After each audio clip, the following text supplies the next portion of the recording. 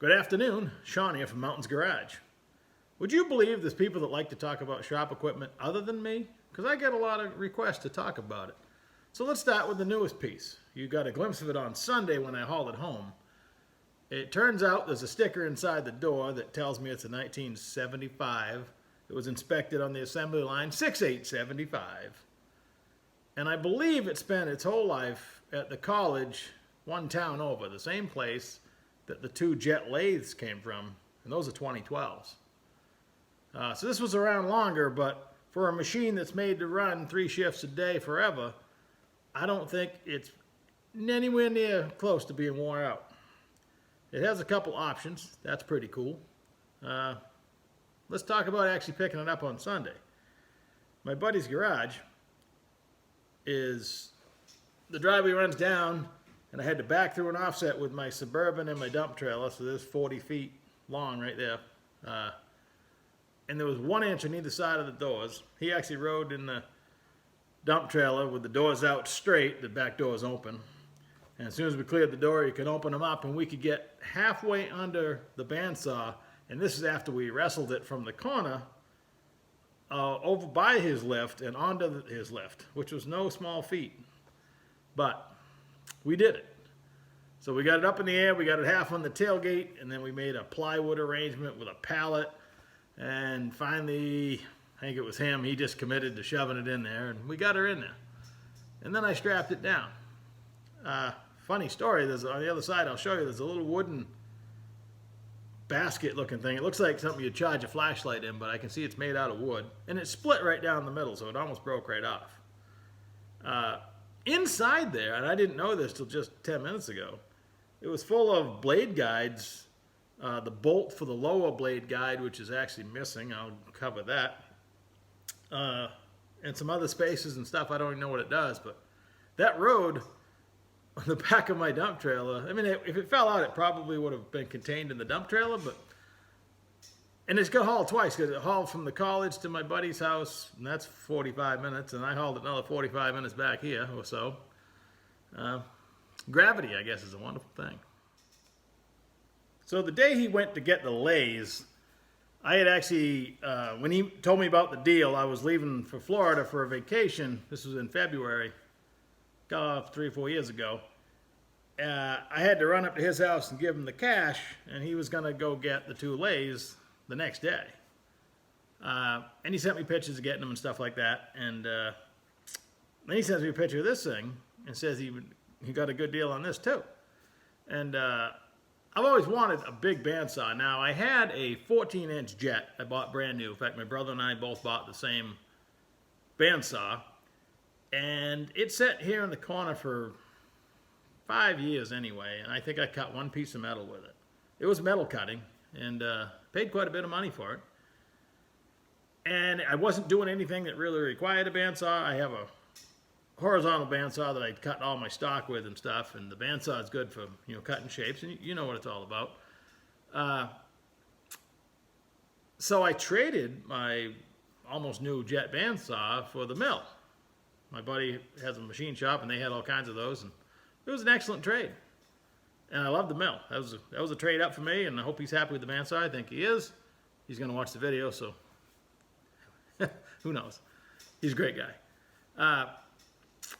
So just last winter, I started building her shifters and stuff, and I'm making the brackets, and I'm using like a hacksaw, or then I started using my horizontal bandsaw. It comes with a little plate you can bolt on, but you got to straddle it like a horse to use it. And it doesn't go quite slow enough to be super safe. And I've always dreamed of having a giant one, and I shop for them all the time. You seldom, if ever, see them below $1,000, and they're probably wore out from being in a factory. If you go on eBay right now, look at a Model 87 Powermatic. They start around $2,000. And now everybody always asks money. I hate talking money, but I'm going to get 5 or 6 messages probably tonight to say, hey, what'd you pay for that thing? So I paid my buddy $800 for it. And that's pretty decent. Now, he had been running it on a phase converter. We've already talked about that. But now that I have he had a static converter of the box. Now I actually have a real American rotary phase converter. I've got it sitting here in the middle of the floor, and that's 15, 20 feet away. So I went and bought 20 feet of cord and the plug, and he'd been having some trouble with it starting and stuff. It runs perfect. So that seems to be fine. I'm excited about that. I didn't even notice the lower blade guide is missing till I was watching another video on the gearbox and stuff. And I ran back out yesterday, like the next day. This is Monday. I picked it up Sunday. And sure enough, there's no lower blade guide. So I can't find one either. The original is discontinued. I downloaded 2 manuals. That's thanks to my wife. Don't think I'm this smart, but she, I printed it, but she made a nice little, 3-hole bound edition. All the part numbers are obsolete. So I've actually bought a couple guides, an upper and a lower. My up is fine, even though it's not ball bearing. It's ball bearing on the push, but not on the guide itself. Typically, you can have just 2 metal guides and a bearing in the back, or 3 bearings. The ones I bought are all 3 bearing, and I'm going to adapt it on the bottom. I mean, it's not that big a deal. So it's going to have to be a part 2, because obviously it won't be here. I just ordered it yesterday, so in a week or so I'll do a part 2 and show you how good this thing works. But let's just do a walk around, and I'll show you what it's got. And I'll also show you what it doesn't have. If you're at all like me, and I'm not saying anybody would be, but I typically, this just kind of hatched out. I'd gone to the guy's house to buy a bunch of parts he had left over, because he doesn't do all kinds of high-performance fabrication at his house anymore. So I bought a truckload of crap, and we got talking, leaning on this thing, and next thing you know, I'm buying this. It took a while to coordinate actually going to get it, because I didn't have the right vehicle that day, or we didn't feel like moving it either. So he was going to bring a tractor or a forklift, but that never happened. So either way, I came home and I actually sent him a message asking about the model number, and I did some studying about it and read up a little bit about it, but until I fully get embedded in it, it's like anything else. I brought the mill home, I knew what model it was, and I'd done a little research, but until you're actually hands-on, at least for me, seeing what's what and trying to figure stuff out, that's the fun part for me. You spend, if I don't get it ready to use 100%, it'll be like my trim around my windows here in the garage. You never get to it. So I try to make it a policy when I bring something home. I concentrate on it, get it functioning 100% or as close as I can come, and then it should last for quite a while. You don't need more broken stuff that needs attention laying around. So I just concentrate a little effort on it, get it done, and hopefully it lives a long life here. So now I'm going to walk around like I promised. So I figured no matter where it ends up, a 20-foot cord should get me somewhere. So I snaked her over and plugged it in, and it fired right up. And I put a bulb in the light, cranked the speed down. I played with the speed. It's got a high and low, and you can go as low as 30 RPM, I believe. So it's got all kinds of warnings, when to shift that transmission, when to shift that one, or move that one. Kind of strange. It has the blade cutter. It has a blade grinder, but the blade welder is missing. Not that I'd ever use it. I don't actually. I'm sure people do. I mean, you still see machines sold with them. The grinder actually works. It's got some little safety cap on it. This is a puffer. I say the light works, and this is the actual puffer that blows the filings away while you're soldering. There's an air compressor underneath. But the air line, where it snakes down past the pulleys underneath, had rubbed a hole in it, so all the air was just being wasted underneath. So I fixed that. Now she's a genuine puffer. You can hear it breathing away. It has an awesome rip vent, whatever you want to call it. Adjustable. I made these today because it had one that was bent and the other one was broken. Nothing high-tech there. I'm going to make a new gap filler because it doesn't fit well up there. It needs to be round and fit right in there. It's not hard, it's not quite long enough, and it should have like a stud and a wing nut or something to hold it in place, or a couple of them. I need to get a 3/4 by 3/8 miter gauge, or miter, what do we call that thing? The push thing. Being technical here. I had that rig on the back, all these cables, and there would have been a foot pedal over here. I have a piece of it, and that would actually grab hold of this rig, and you'd actually, if you were making the same repetitive cut, that'd be the foot pedal. You would actually stand here, and it would, you step on the pedal, it would actually pull it through the blade, preventing you from having to push it for a whole shift. I'm gonna remove that. I don't have all the pieces for one thing.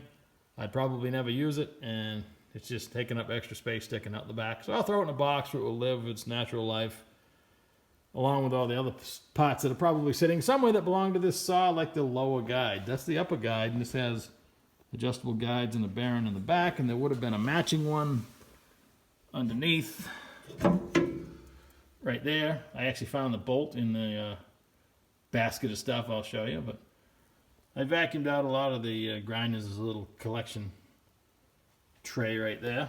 I adjusted the brush so it would actually start brushing again. On the back, if this doesn't look like something you'd see in shop class, I mean, really, I wish I had this. I gotta buy one, we'll make one. This, I originally saw that look like a flashlight charger. You can see it split right down the middle. Just a few minutes ago I reached inside and it was full of blade guides. Bigger than the upper guide, so I assume it would have gone to the bottom guide, but I don't know. This was, all the pictures I see online, they're either tan or green. And this was a green machine, and they painted it tan at some point because there's paint everywhere. Underneath you have, that's the air compressor. Obviously the motor, several pulleys. This is like a snowmobile. This is set up here. That's where your variable speed is. There's a whole transmission in there. When I get it sitting level, I'm going to check the oil in that. And I have oil I bought oil today to change it. But they don't give you any way to change it. That bung right there should be drilled and tapped, but they never did. So I'll suck it out of the hole or something, and then the air compressor itself has a fill and a drain, and I've already checked that. It's pretty nasty looking, so I'm going to fill that full of oil too. Give it a little bit of love. I really want to clean all this out in here, but I don't know if I will. I have the cover. I took the door off right there. Let's go back around the front. The whole time I've been moving it, it has this pendulum sound, this banging sound, but if you follow that cable, there's a big weight to offset picking up and down the upper guide, so it actually moves like butter when you pick it. You pick it up one finger when you loosen up the knob on the back. So that solved that mystery. Like I say, these are all things that I don't know, but you can figure out most anything if you spend a little time looking at it. This all looks brand new in here, so like I say, this thing is made to run a lot, and it's only been run a little bit. So it's a pretty short list. I'm going to change the oil. I'm actually going to clean the outside as best I can. I'm not going to get too fancy with it because it's just going to collect dust again. And fabricate and install some kind of lower blade guide, and make or buy a miter gauge so I can push through with that. I have push tools and stuff. And I think I'm going to have to buy a few extra blades. They're 150 inch, 12 foot, 6 inch long, about $60 a piece. So I got to do a little research because I see a lot of people, cutting stainless, and my experience with cutting stainless tubing and pipe, it just destroys blades. My buddy said it came with one blade that he wasn't sure it was any good or not. The blade on it, he took some time to break it in. I guess there's a procedure you're supposed to do on a piece of regular steel. And he said this one's sharp and good. I have cut a little bit with it, just trying it out. Even though it didn't have a low guide, it's been run like that for quite a while probably, but I think it'll be a lot more accurate with the blade being held on the bottom too. And when I get that all done, I'll do a quick update on it. Don't really need a whole video, probably be in a shop life video, but I'm pretty excited. I think it's a good find for cheap, relatively cheap money. Everything's relative and should last my lifetime and somebody else's beyond that. That's it for today. I'll talk to you soon. Thanks for watching. Bye-bye.